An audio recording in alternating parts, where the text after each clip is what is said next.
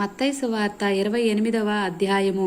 విశ్రాంతి దినము గడిచిపోయిన తరువాత ఆదివారమున తెల్లవారుచుండగా మగ్దలేని మరియయు వేరొక మరియయు సమాధిని చూడవచ్చిరి. ఇదిగో, ప్రభువు దూత పరలోకము నుండి దిగివచ్చి రాయి పొర్లించి దాని మీద కూర్చుండెను. అప్పుడు మహా భూకంపము కలిగెను. ఆ దూత స్వరూపము మెరుపు వలె ఉండెను.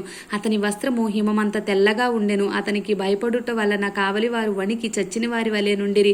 దూత ఆ స్త్రీలను చూచి, మీరు భయపడుకుడి, సిలువ వేయబడిన యేసును మీరు వెదుకుచున్నారని నాకు తెలియను. ఆయన ఇక్కడ లేడు, తాను చెప్పినట్టే ఆయన లేచి ఉన్నాడు.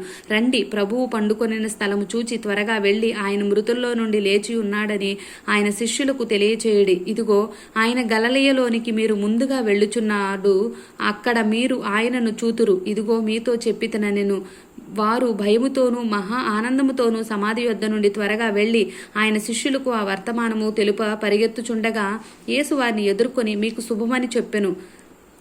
వారు ఆయన యొద్దకు వచ్చి ఆయన పాదములు పట్టుకొని ఆయనకు మ్రొక్కగా, యేసు, భయపడకుడి, మీరు వెళ్ళి నా సహోదరులు గలిలయకు వెళ్ళువలననియు వారక్కడ నన్ను చూతురనియు వారికి తెలుపడనెను.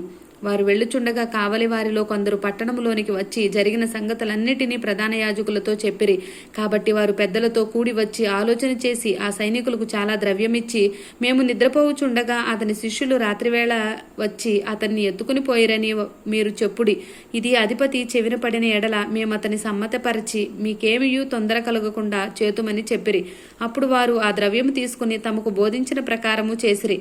ఈ మాట యూదులలో వ్యాపించి నేటి వరకు ప్రసిద్ధమై ఉన్నది. 11 మంది శిష్యులు యేసు తమకు నిర్ణయించిన గలిలయలోని కొండకు వెళ్ళిరి. వారు ఆయనను చూచి ఆయనకు మ్రొక్కిరి గాని కొందరు సందేహించిరి.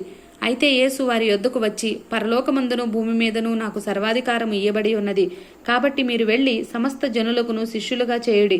తండ్రి యొక్కయు కుమారుని యొక్కయు పరిశుద్ధాత్మ యొక్కయు నామములోనికి వారికి బాప్తీసమిచ్చుచు, నేను మీకు ఏ ఏ సంగతులను ఆజ్ఞాపించితునో వాటన్నిటినీ గైకొనవలనని వారికి బోధించుడి. ఇదిగో, నేను యుగ సమాప్తి వరకు సదాకాలం మీతో కూడా ఉన్నానని వారితో చెప్పెను. ఆమేన్.